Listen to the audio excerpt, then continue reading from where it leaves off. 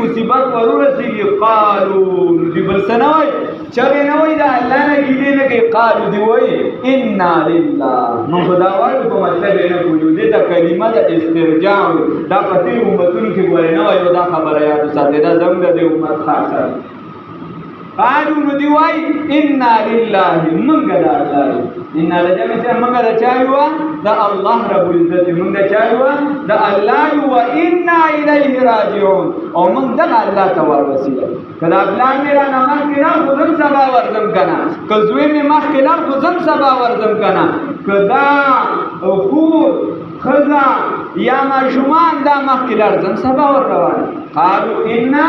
لله یا خدایا من دا الله یو من ستای و انا الیه راجعون او چاہتا موار وسیلہ اللہ رب العزت توار وسیلہ